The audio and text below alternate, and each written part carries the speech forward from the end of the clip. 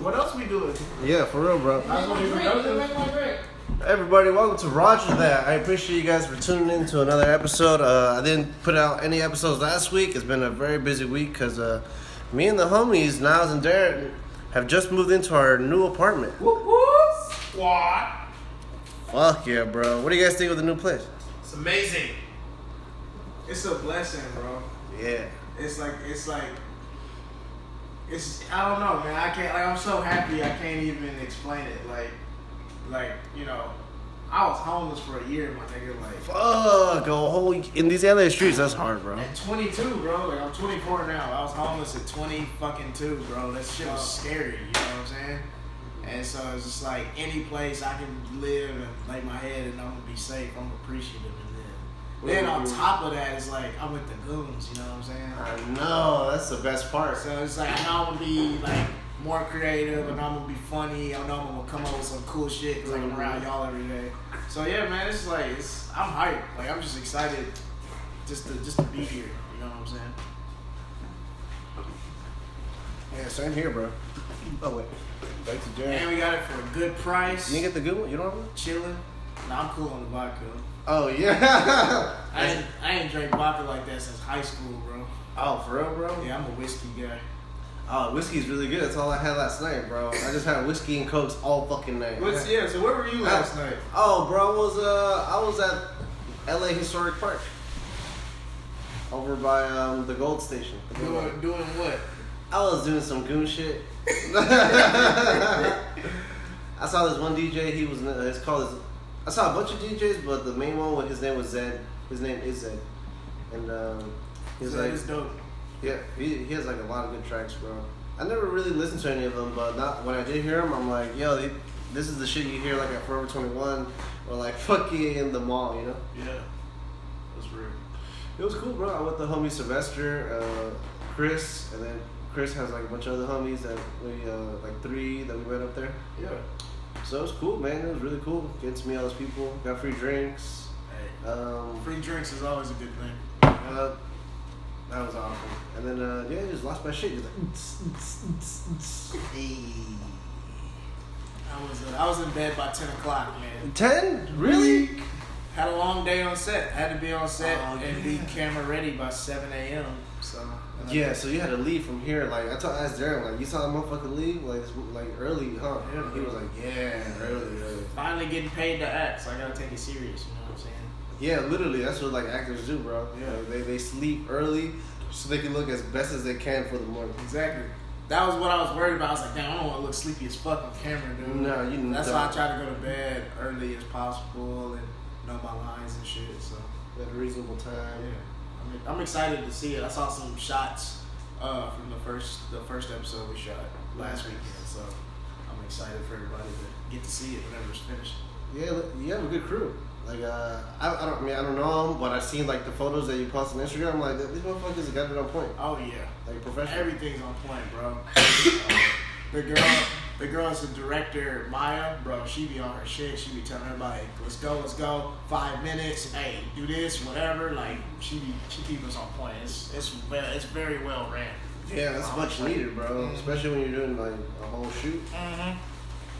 Oh yeah. Mm-hmm. So it's been fun, just like kind of seeing like what it's like to put a project together, and then like a couple of us in the show are stand-ups, but then like everybody else is kind of like just a straight up actor. So it's kind of cool to see like I approach the scene maybe a little different than somebody else that's just a straight up actor. You know? I feel like a lot of these straight up actors have like the same tendencies because they all went to school, and then at school like they just get pushed the same bullshit. Right. So as a stand-up, like we come in like with completely new rules, new like fucking skills that they don't know. Yeah, and then also they kind of like I draw things from them that I had no idea, like how to break down a script and like how to like look at the tone of the script, like what the character is feeling right here, and things I don't think about because I'm just thinking like how am I gonna make this nigga as funny as possible? You know, that's what I'm thinking as soon as I read the script. Like, so I'm thinking of like ad libs and improv words, like because like yesterday like. They let me do a line that I made up in the table read because it was like a little funnier than what they had written. So it was just like it was fun to like just add shit to it. So it's been a really cool experience because it's way different than stand up. Oh, way different, Way bro. different than stand up. First of all, like stand up, there's no like takes. Like you got the one take. There's no double takes. There's no takes in stand up, and one thing I've learned with myself with acting, my first take is always garbage. I always need the first take to kind of get it out of my system. Ah, okay. My first take is always bad. So it's just it's interesting, man, because like stand up is like you have your jokes, but you can deviate from it a lot because nobody really knows your routine, you know, and it's different every night. But with acting, it's like you have this script and you need to accomplish this goal right here every single time, and you have to do it every single take. So like you do something like super crazy or whatever. All right. Nah, motherfucker, record this podcast. You can wait like a fucking 45 minutes. I'm sorry for the interruption. The homie Patrick just called me, but hey, Patrick, call that a bedtime. DM that nigga, somebody. He's trying to kick it. My phone's in my room. Oh no, my phone's right here. Well, let me get some hotspot real quick.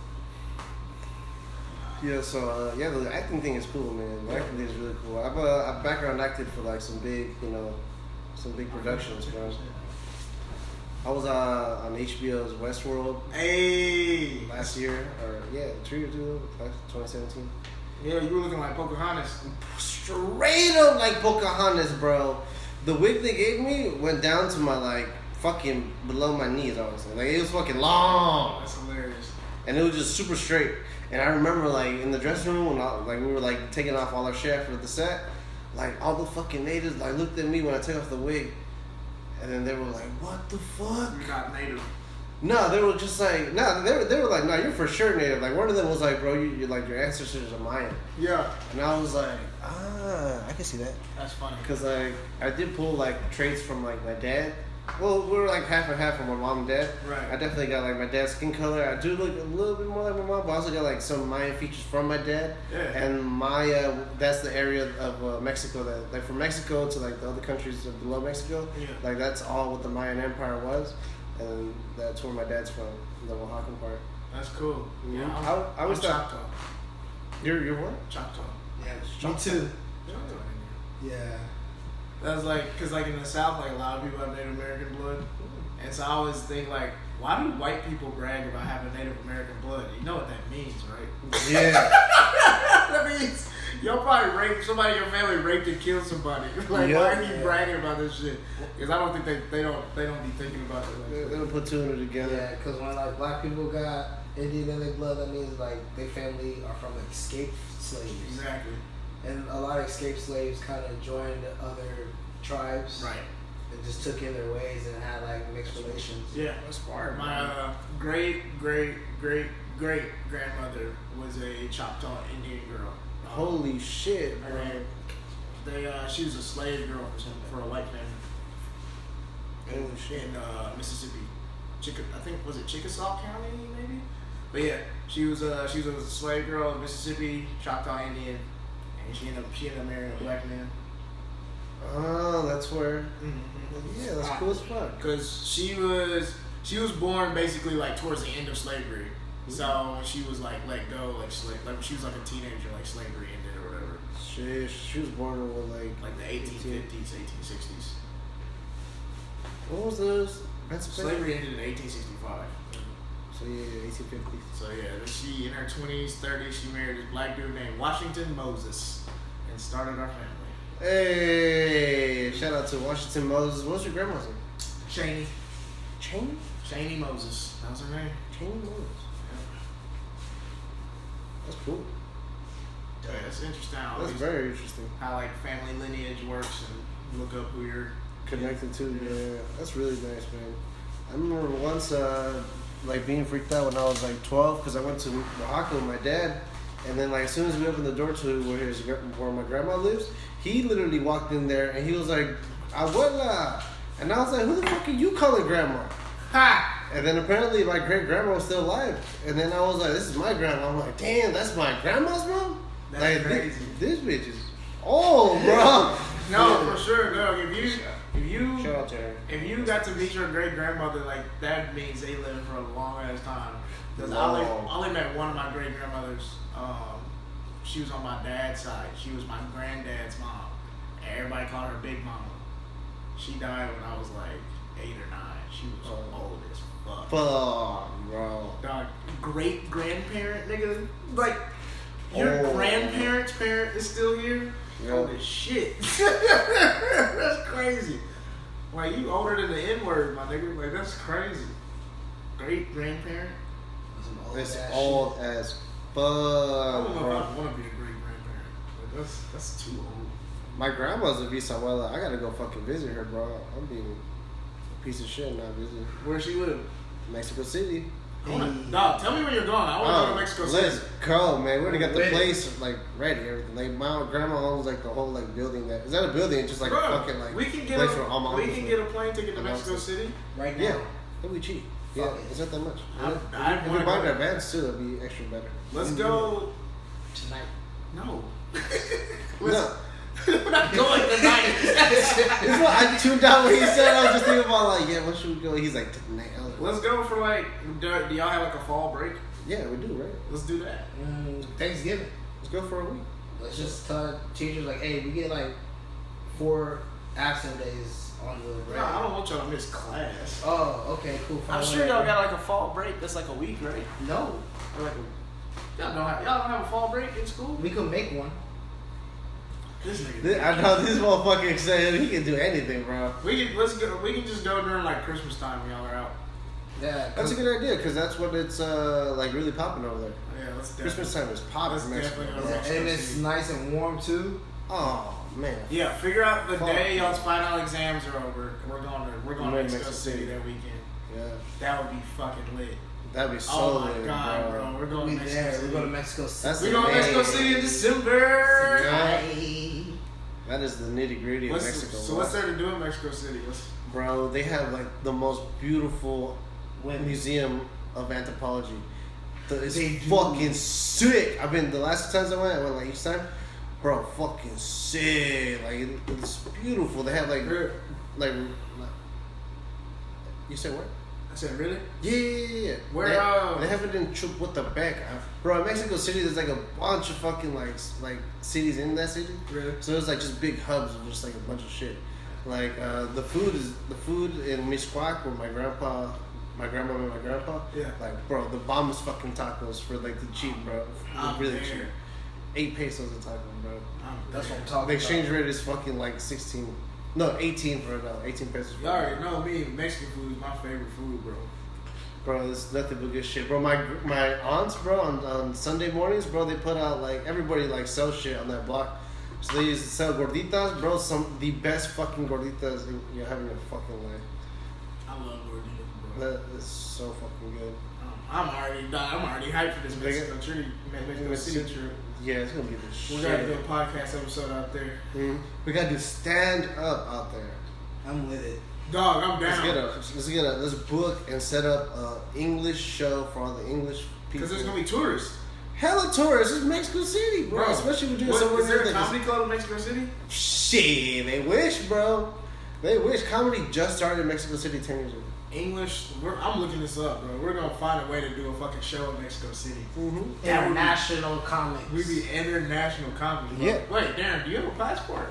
It don't matter. Nah, it do. It do, bro. You need to get your passport. Like, it's not that hard. You'll get it in the next, like, 2 months. I'm down. I got an address to put on it now. Hey! How's it feel, bro? It feels amazing, bro. Like, I'm just soaking it all in and just in amaze of how great this apartment looks, how it feels, being able to just do the simple necessities like cook and clean. Man, bro, keeping your spot nice and clean, bro. It's like, it's good for the soul, it's good for the mentality. Hell yeah. Yeah, it's amazing to fucking not be on the streets no more, just kicking it all the time. Like, having no place to go to drink and hang out and just relax. And we can just drink in the privacy of our home, bro. Like, I know. legally. Legally smoking. Man, because I've been introduced to a new love of my life these past couple days. They're really that fucking They're good? fucking amazing. White Claws. Shouts out to White Claws. Holy shit, they're really Shout out that to White Claw. I've been pounding these White Claws, bro. Channel White Claw. I am Claw Gang for life. Oh my god, bro, that's amazing. I be making fun of white bitches and the stuff that they like, but they got this one right. They did. I can't even be mad. Like, Not at all. good job, Brittany and Ashley and Tiffany. Like, y'all really did this shit. Y'all killed Good it. job, Megan. Good job, Hannah. Samantha, all you bitches. Y'all did, like, this shit, 100 calories, 2 grams carbs, gluten free. Like, I can still have a 6-pack and drink a 6-pack of White Claws. Hey, that's the slogan of the lifetime. Exactly. That's a great fucking I workout. can, and it's 5% alcohol. Like, you get pretty buzzed off this shit. Yeah, you drink bro. enough of them. So, I'm Claw Gang now. I get it. Dang, clunky. Not with the rest of the shit y'all be doing, like calling the police and shit, but As far as your beer goes, yeah, man, good job, Mike. Is it beer? Yes. Yeah, it was a good call, man. And when I went to go buy these at Ralph's, the cashier, because he straight up said, yo, go get those White Claws. Because I was debating if I was going to get them. I went straight to the frozen pizza aisle. They're on sale. And then that's when he told me that there's a shortage on them. So I was like, yeah, I bet. I got the variety pack, so I tried all of them with this one. They're smart. Nice. You know, it's like if Modelo's came with regular Modelo's and The with microphones. one case. That would be life. I don't know why they don't do that yet. Y'all slipping. It's crazy because like they were saying that the White Claws are white women's Popeye's chicken sandwich because there is a shortage of White Claws right now because Yeah. everybody's been buying them. You know what I'm saying? Yeah. So like White Claw, the Popeye's chicken sandwich kind of like went off at the same time. It's crazy, man. And I can say I got to have both before they ran out. So I'm making history. You are. That Popeye's chicken sandwich, bro, is good as fuck. I can't- That shit was next level, No, bro. Roger, talk about that day, bro. Bro, man, yo, that day was sweet, bro. I got hit up that morning like 9 a.m. to be a co-host on Felipe's podcast. I got hit up by his manager, wife, producer, and then I went over there immediately, bro. Recorded the podcast with this little short, like this midget dude. His name is GP Wiz on Instagram. Really dope ass dude. Yeah, Funny as fuck. He said he was a stand-in for Mini-Me, right? Yeah, standing for Mini-Me, That's was on crazy. two live crew music videos. Fun. So he's 40, but he barely looks like 30, you know. Wow. Old like midgets age well, bro. Yeah. Like, they fucking age really well. I ain't never seen no wrinkly ass woman. Never, bro. Never. Y'all stupid as fuck, dude. Y'all dumb as fuck. Oh my god. Facts though. That's true. That's true as fuck, bro. Never seen a midget without ass too. That's another fact. Oh my god. Alright, let's change something. Alright, the point is that it was a dope ass podcast with Felipe. You know, I cracked a few jokes. Cause this fool, Gabriel Pinka, he's from again his name, my homie Gabriel, the midget dude. He's from Pacoima, representing the 818. Right? Hey, 91331. Hey, so this fool lives like fucking like in the hood, in the heart of Pacoima, right? And then he was like, he asked all of us, what kind of movies would you want to be in, right? And his response was like, oh, I would like to be like in like a car movie, you know, like something like Fast and Furious. I'm like, fucking Pacoima Drift over here, bro. He said, meet me at Richie Valles Park. We did talk about Richie Valles Park. But the point is, those Popeye shit. Fuck. Those Popeye's chicken sandwiches we had after I recorded the podcast. And Niles had been at like what's that one spot? Soho House. The Soho House. Yeah, he was talking some business about his special that he's recording. Yup. And then, so we both had like gotten like great shit done that day. We were feeling like great, you know, feeling good. And then we went up to fucking met up at Guitar Center. Boulevard. Wait, whatever. We walked to Hollywood Boulevard. Yeah. We walked from Guitar Center. It took us like a mile and a half, like through some heat. But we were like, bro, it's gonna be worth it. We got to the Worth it. Popeyes. We ran into RJ on the way there too. No, after. Yeah. So we did run into RJ. I don't know what she was doing on the streets, bro. Like after we ate Popeye. Chilling right here. Like her makeup was like off, like her like I don't know. I was like it freaked me out because like RJ is usually like just put together like up to the da da da. And the one thing that like it's like what like super what's up. Her lips are like fucking like really nice, like beautiful. Like she always does her lipstick nice. But then when we saw her after the Popeyes, as Niles has mentioned, bro, it looked like broken up, like fucking like I was like, bro, I gotta tell her something. Should I tell her something? Did she look at a mirror this morning? Like what the fuck? But the point is, man, it was great seeing her. She's a funny ass comedian. She's dope as fuck. You know where I got my Popeye's chicken sandwich at, man? I got it at. You bought it. You scalped for your fried chicken sandwich. No, I didn't. I went straight to Pacoima. They had it. Yeah. And it felt good because it wasn't overcrowded. It wasn't Oh, for real? people. Yeah. We waited in line for a minute. It was only 4 people in that Popeyes restaurant. And I nice. just got to chill and listen to some good jazz and some good New Orleans vibes. There's a TV in there. There's Pacoima, man. That's a dope ass fucking Popeyes, One bro. of the best Popeyes in the valley. In the world, bro. That's a TV. I've never been to a Popeyes that had a TV in it. Yeah, the Popeyes on the TV. So I was just there watching the news, eating my sandwich, had weed in my pocket. Of course you did. It was good, man. I went to like a specific weed spot that it was my first time, so I got hella hooked up. I got 3/8 for the price of 1. Nice. Went straight to Pacoima. Had to get that chicken sandwich. And all I needed was 1. Yeah, now I was just like, you know, I might get 2 chicken sandwiches. And I'm like, I don't know about that, man. I thought about it. You was gonna get 2? I thought about it. No, he thought about getting 2. And bro, I was so fucking full after we ate those chicken sandwiches. Mm-hmm. And the Like, fries were good too. fries are good. Fries, chocolate bitches. What the fuck? You just had the sandwich? Yeah, it's a sandwich and I was full. I know, just having the sandwich. Bitch. You wanted a second one? Damn. I did want a second one. Yeah. That shit was good. Cause like for $1 more, instead of getting like fries and a drink, the combo, you can literally get another fucking Popeyes chicken sandwich. But instead, we just got the combo, man, just to have something to drink and some fries. And then, bro, that fucking sandwich was huge as fuck. Big. I was Like like, low key, I think mine was extra fucking ridiculous, bro. Like barely the bun fell over, bro. That shit was stupid. The chicken were eating. my idea is to recreate the Popeyes chicken sandwich at the new apartment. Hey, Whoa. the Goon Witch. I was like, y'all ran out? Shit, I'll make my own. What kind of spices y'all use? Fuck it. That's hilarious. I'm down. I will be down to taste test. I'm gonna get like 10 like chicken breasts, and I'm gonna get like a bunch of different spices, and I'm gonna spice each and every one of them different, so I get the right formula. Like this is how KFC started. Okay? Low key, you're right. I'm ready for Popeyes to get it back. So I gotta eat that bitch ass Chick-fil-A. Fuck all that shit. I'm competing with Chick-fil-A now. Like, yo, come get these Darran Davis chicken sandwiches. Niggas, I don't want to show up to an apartment. It's a line down the hallway. People wait to get the fucking Darran Davis chicken sandwich. You damn right, it's hard.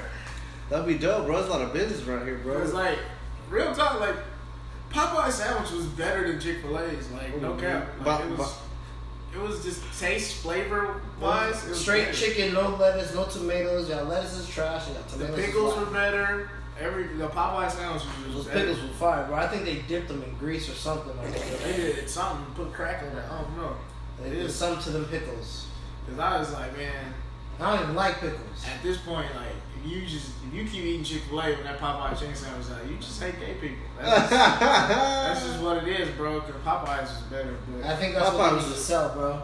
Popeye's chicken sandwich flavored pickles. and then they just need to put a rainbow in the bag to show that they cool. And Chick-fil-A not. You know what I'm saying? Oh, they would kill the game with Kill the that. game. Just put a little rainbow in between the pop and the eye. That's gonna make Oh, that would be so fucking I'm a marketing genius, nigga. Genius, I'm bro. a marketing genius. Genius. Somebody Yeah. give me a budget. I got you, bro. I got you, bro. I'm gonna tweet at Popeyes.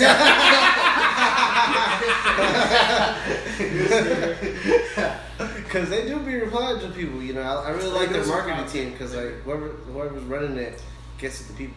Hell yeah, better. Cause That's an idea and a half, though. That's really good, bro. But then I don't.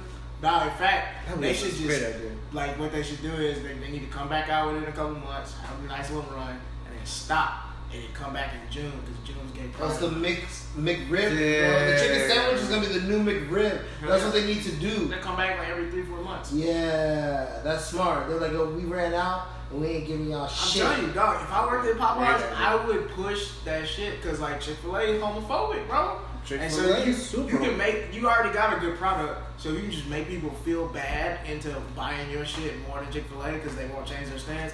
Make so much money, you bury them in the ground, bro. Bury them, bro. Popeyes never seen this kind of money in their fucking whole entire company's who owns history. Popeyes? Every Popeyes I went to, You guys know who owns Popeyes, bro? Who? Popeye. I know. Burger King. Yeah, Burger King owns Taco. What is it? Taco Bell and Popeyes? Because somebody owns KFC and Taco Bell at the same time. Yeah. Oh yeah, definitely because they have those combos. Yeah, but I know. I think Burger King owns Popeyes. And Popeyes. I was kind of afraid when they first took over. I was like, damn, man, y'all got caught selling horse meat.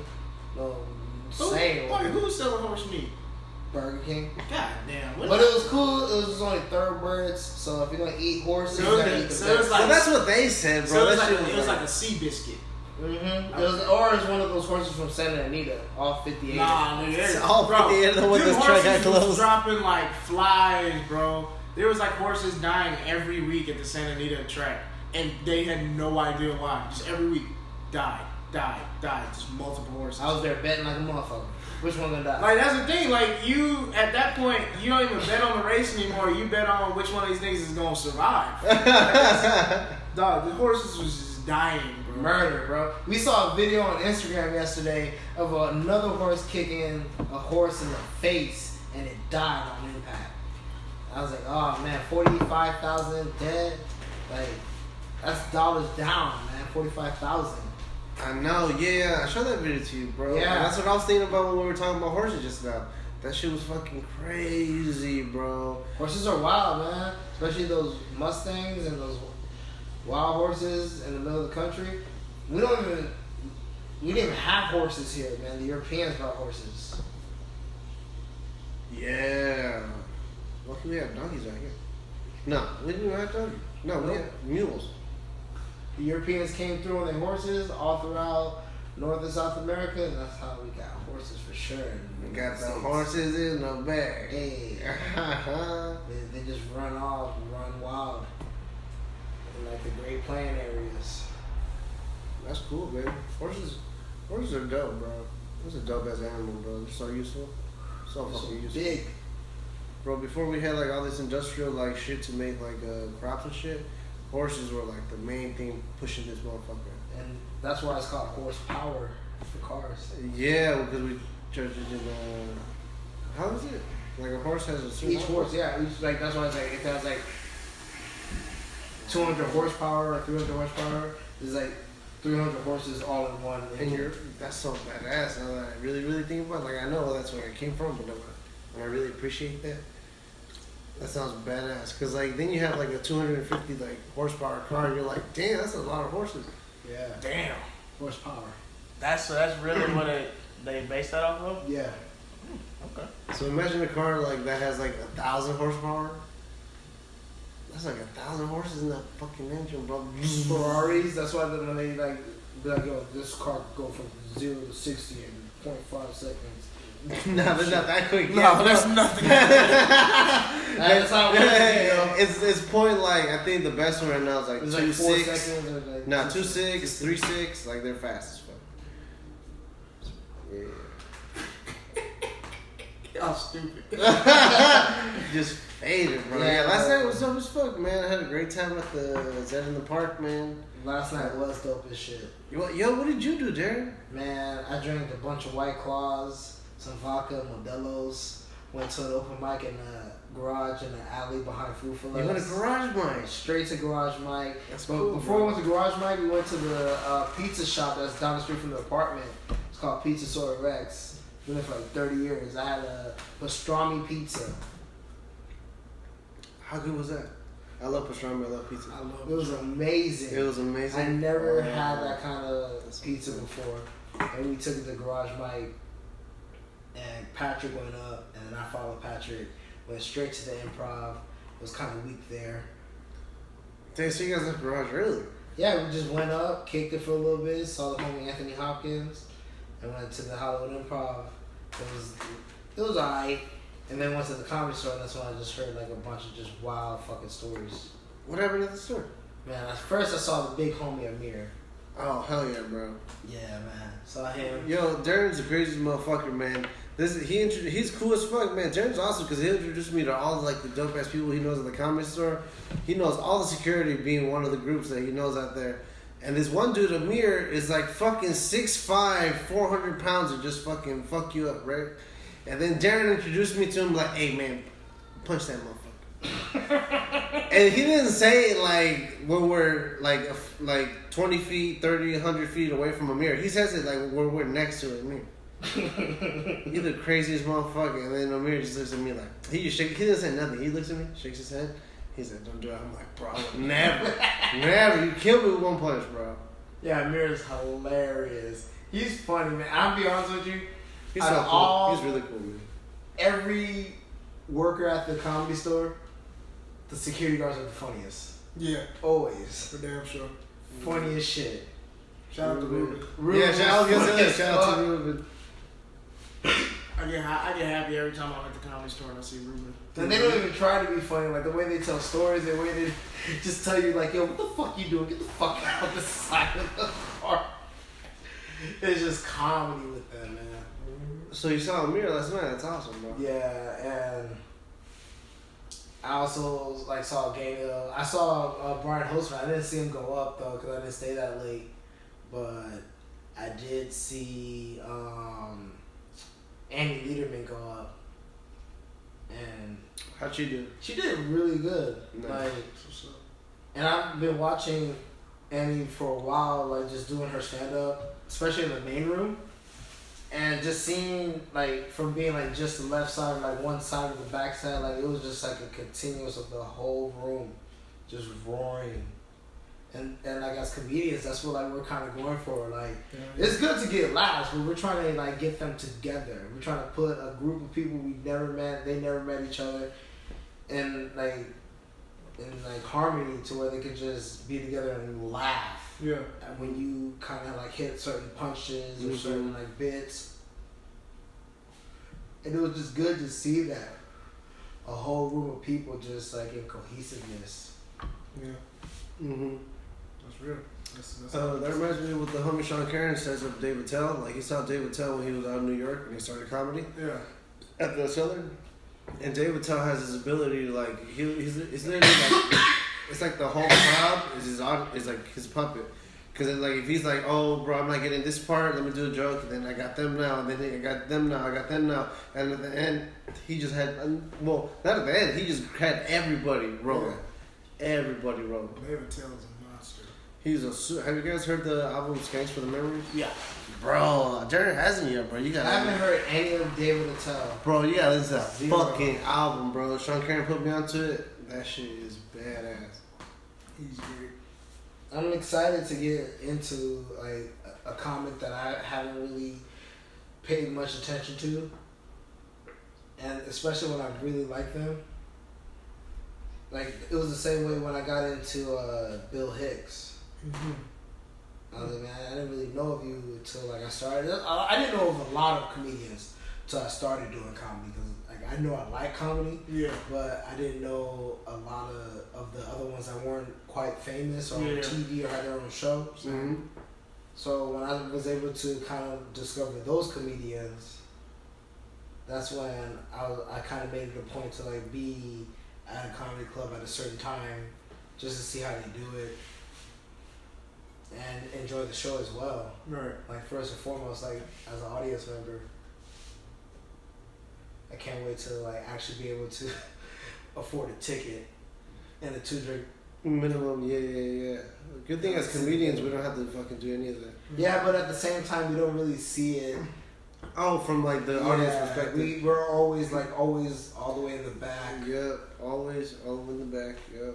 There's been a few times that like I was able to get like a second row seat for like a Chappelle spot or like a front row seat. But other than that, I'm always in the back and some like shoved in some corner, just like peeking. And if sometimes I can't even hear it, like see it, so I gotta hear it because I'm like on the like a blind spot.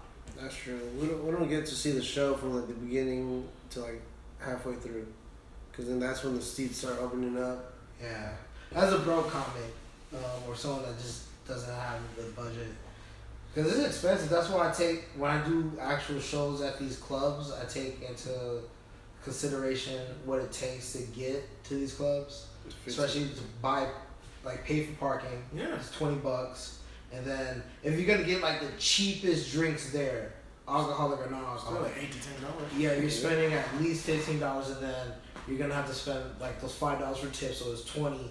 And no one goes. People rarely go by themselves, and they go with their significant other. So you buy like 2 different types of drink for like 4 drinks. Oh, yeah. You're already 100 in the hole, and then on top of that you gotta pay to get in. Mm-hmm. So you're a little bit over 100 before you even see one comic. Right. Yeah.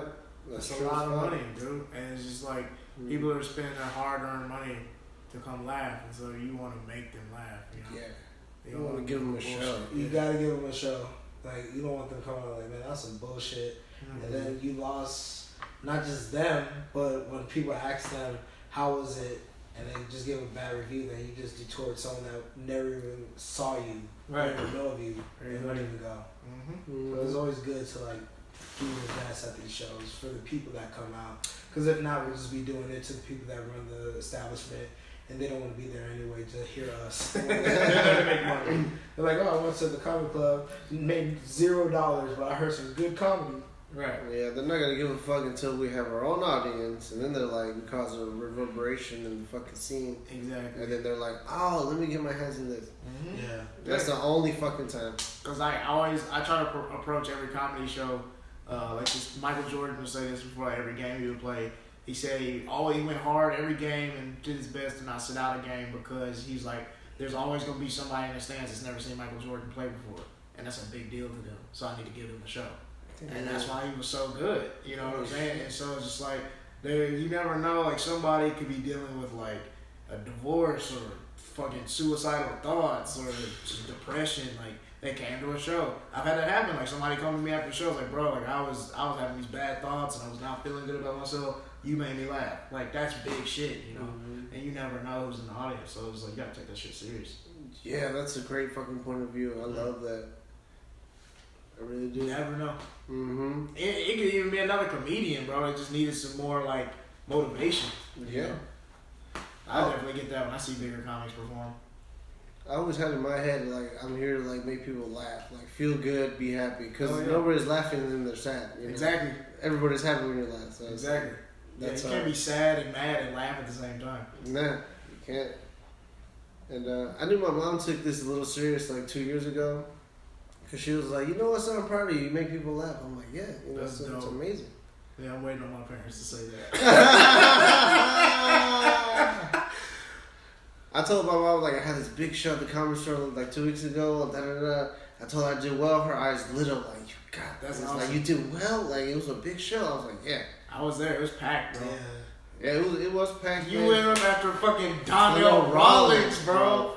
Bug. Actually, Larry from the Chappelle Show. You went up after him and had a really good set, bro. That's not easy. Nah, it's not at all, bro. Zero. A lot of people, but it's always been like my mentality since I got in this shit. It's like if you follow like a weak ass comedian, it's gonna be easier for you because they just sucked it up and or they gave nothing to the audience, so that's fucked up for you too. Mm-hmm. It's like a positive and a negative. Mm-hmm.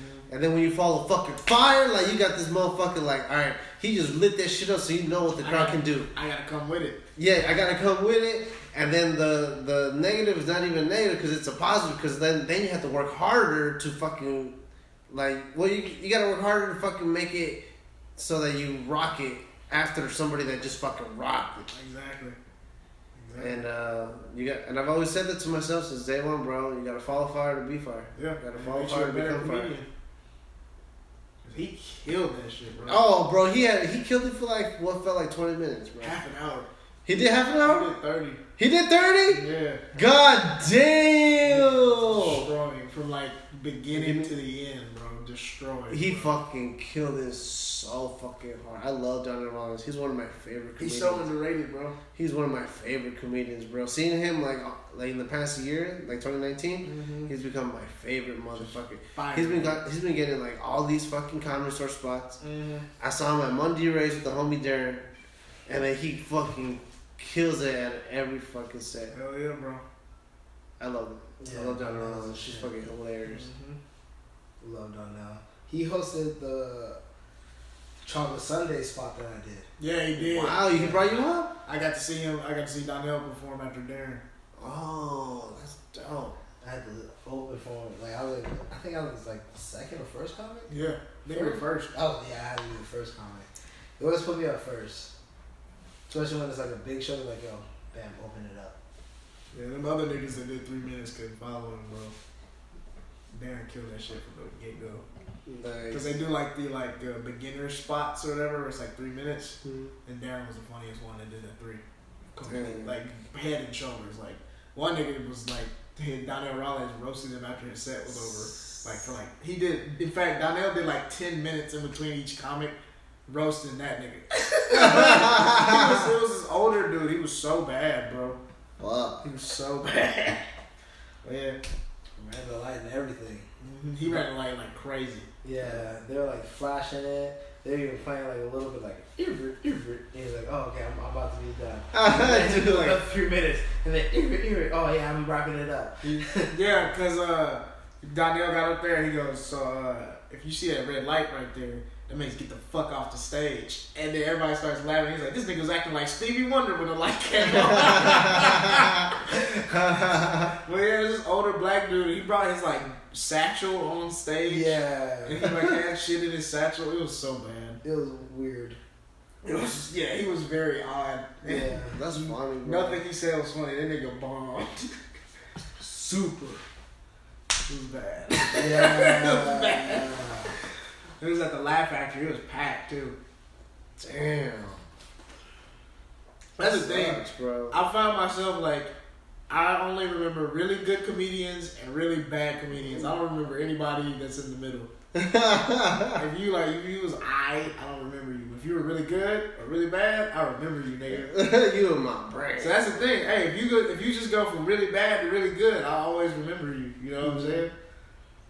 Because I feel like to be real, I feel like even sometimes when somebody's really, really bad, it's still kind of funny because of how bad they are. Yeah. So you can still be like memorable. I mean, you don't want to make that like a habit. But Nah, that shit it doesn't make me laugh when I see that. It just makes me smile. yeah. 'Cause I'm yeah, like- it makes you feel good. Because I know how it feels like to be up there and you making an ass of yourself right now. Like at the fucking dope ass Hooters open mic on Wednesdays, bro. They had I love that mic because why the bitches? The I was like, bro, the fucking like There's waitresses. some bad chicks working at the They Hooters. just dress like basic strippers almost, bro. Hooters. So there was this one dude. He kind of did like this one like act, and you guys, he was the weirdest. I know you're talking about. Yeah, exactly. It's a black dude with glasses, right? Yep. Yep. Yeah. Nah, he was so I don't think he was black, bro. Ooh, he He was was something. he was mixed, like black and Asian or some shit. Yeah, I think he was black and Indian. But he had like the weirdest fucking face, and he would like yeah, he had a weird ass face, bro. he would also like just do like expression with it, and it would just looks even weirder. Yeah, he would just like do like act outs. He was And the he- worst. But here's the thing, Weirdest like motherfucker. he would play like characters and do these act outs on stage, but he wouldn't give any context to what he was doing or who. Like usually when you do an impression, you go, "This is an impression of me being a this," and then you do whatever this is. This nigga would just get up there, grab the mic, and start doing the impression, and nobody knew what the fuck he was. And so he was like just doing like this one man show that nobody knew what was going on, and he'd do it for 3 minutes. Nobody would laugh. They'd light him, and then he'd get off the stage. That nigga was so weird, bro. So fucking weird, bro. That fool was like 2 chromosomes short. Oh, not 1, 2, bro. I just did not understand what he was trying to accomplish. But I remember that was the only place I would see him. Like you see comedians all around the city, you know. That was the only place you would see that dude every single week. So he just made it a point. I'm gonna go to Hooters every week and just make an ass out of myself, and then get some wings after. Like that's crazy to me, bro. He's the craziest motherfucker. That was a dope ass little comedy spot because I've never been to Hooters where it was like a restaurant downstairs and then it was just like a lounge at the top and then they had the comedy stage. It was awesome. Is there not a Hooters on Hollywood anymore? It's just gone? Or? Nah, they just kicked him out for some reason. Oh, damn. Yeah, that Hooters on Hollywood is thriving, bro. It's Hooters on Hollywood, like with a Hall of Fame. That was And a good And then the mic. fucking the other spot kicked him out too, bro. I think the Cabo Cabo Cantina. Yeah. Cabo Wabo or whatever it's called. Yeah. It's hard to keep an open mic running, bro. Because like, it's just so many factors. It's like, you gotta understand, they are a business at the end of the day. They're just trying to make money. And then when you're doing an open mic, that means comedians show up. And open mic comedians are fuck ups. So you're gonna have somebody doing dumb shit like smoking weed right outside the place or drinking outside, like bringing their own liquor to the bar and that kind of shit. So it's just like, it's a lot of things you gotta like police to keep going. So it's hard. Most open mics don't last more than a year. Like you have an open mic that's been going like years. That's crazy to me. That's why Garage Mike is fucking the shit, but also because like Garage Mike is also ran by the owner of Garage Mike. Right. None of these open mics that don't last for a year, it's because like they don't own the fucking overhead. Exactly. If they did, it would just keep on going. Right. Like Caesar works at the place, so he can, you know, he can do it every week. That's like a bigger tie to the place because he makes them money by working there, selling like Caesar's like a great bartender, bro. This fool fucking makes them thousands on a Saturday. Yeah. Thousands. Caesar's a really On a good fucking Wednesday, bro, that nigga's a great bartender. Yeah. One of the best That's the fucking thing. If Caesar sucked at his job, they probably wouldn't let him do that mic. Fuck no, bro. Because it kind of has to be this kind of thing. Like, okay, he makes us money. Let's throw him a bone and do this. You know what I'm saying? So, but if he sucked and they hated when he came to work, like he wouldn't be able to run the mic. So Not only did they throw him a bone, they also give him a $30 credit for anything he wants. Oh, that's dope. So he gets paid $30 from his place that he works at. And then they make this during happy hours, so we get all that shit for super cheap. Yep. Yeah, and he shares it with the people at the open mic. Which is amazing. super cool. Yeah. Because most of you bitch ass motherfuckers would never do that shit that host mics. Y'all Never. greedy bitches. Yeah. And Caesar fucking gives us nachos and chips and shit. Shout out. Yeah. Shout out to Caesar. Nachos, Shouts out to chip. the Arsenal. Shouts out to the Arsenal. I never Shouts out had to Caesar The Lozano. little mini pizzas, the sliders, The chicken wings are on point. You know Yeah. what I really love is those potatoes that like the crisp cut potatoes and they put bacon and cheese on top. Bro, that shit is dumb fire. Hell yeah, bro. I love that shit so much. These open micers be Yeah. greedy. If Arsenal told them that, like, oh, they just eat all that shit to themselves, bro. They would definitely do that shit. They wouldn't give it to other open micers. Because I wouldn't do that. So. I wouldn't either, but Darran has exactly done what we're saying not to do at the Arsenal. He toasted for like a minute, and they got the first person up, ate all the food, ate all the $30, drank all the $30 credit, shared it to nobody, walked out the room. The first comedian only did like 7 of the 10 minutes, and then everybody was like, "Where's the host, man?" He's like, "Gone. He's full and he's drunk." Darran, you probably, how much time did you do up top? Like 15? Minimum. Wow, you a piece of shit. So this nigga random like he did too much time up top, ate a bunch of food, drank, put somebody up, and then smoked weed. Went and smoked weed outside. Sour mics. Hall of Fame host. Yo, I gave you this much time, bro. You come all the way to LA, and that's what you do? Fuck it. That is on that nigga you put up though. Like he should have done his full time. That's the only thing. I was like, oh, you can't do your whole time? Why it comes to a 10-minute mic? Yeah, you can't do 10 minutes. Why you? I was like, yo, bro, this is a mic. You can't take the heat. This is a great fucking mic. You are not gonna get 10 minutes anywhere else. Low key. Anywhere else. Not even garage mic right now. Bro. Nah, garage mic, you can run the light. This fool did like 55 minutes 2 weeks ago. At garage mic. Fuck out of that 55 minutes, bro. You did an hour at garage. Yeah, bro, I ran that light like a motherfucker. How did you do an hour at garage? Okay, so one day it was my birthday. And the homies were grilling. It was really because Roger was grilling. And I said, yo, is the food done? He's like, 10 more minutes. They were cooking. I was going to get off stage when the food was done so I could eat. And Roger was next. So I was like, yo, you want to go up? So Roger's like, yo, 10 more minutes. So he was the grill, so I had to kill time.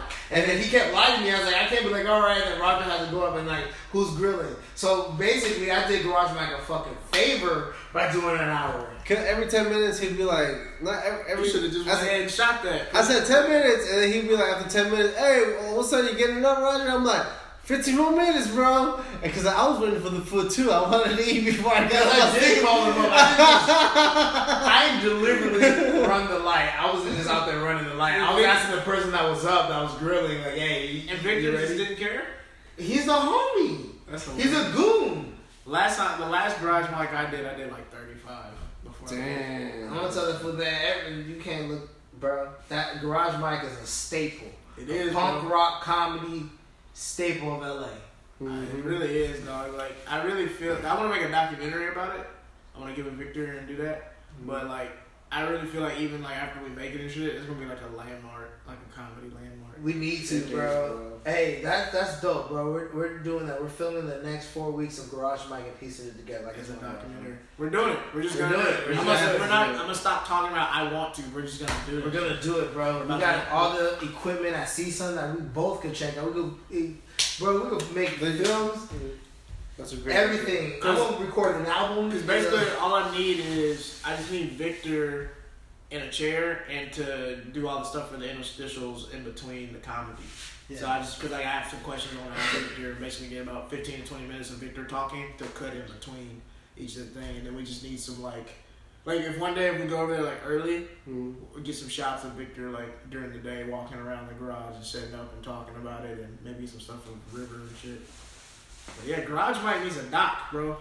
It's like I feel like it's like it's definitely a stepping stone for a lot of people's comedy careers out here. Like if you really think about it, like people have come up with great jokes in that garage, just riffing. You know what I'm saying, or just going over your material. Like me and Darran were talking about earlier today. Like that was the first place that I was able to do over 5 minutes. You know what I'm saying? I was only being able to do 3 and 5 minutes of these mics, and then Victor's like, "Yeah, bro, you should do 10. You're cool." And I was like, "What?" It's badass, bro. And that's how I got good. For a long time, I was saying like Garage Mike is where I'm growing, where like I'm like really like fucking polishing my skills, doing like shit, just getting comfortable behind the mic, right? Yeah. And then like it's proven that now that I've done like I just said it then, but now it's proven when I've done these past shows at the Comedy Store, the Ice House, shit like that, where it's like it really did help, so I could fucking be comfortable in front of like in a real club. Like from a garage, you wouldn't normally think that's where you're gonna fucking grow behind Food for Less, but you do. Yeah.